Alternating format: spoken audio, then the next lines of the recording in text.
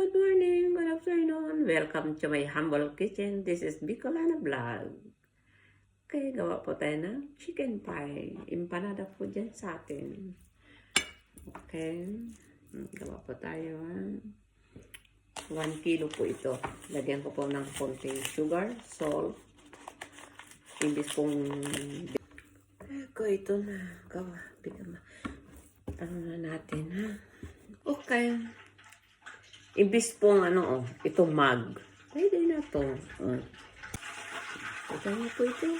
Ganyan ko na lang po.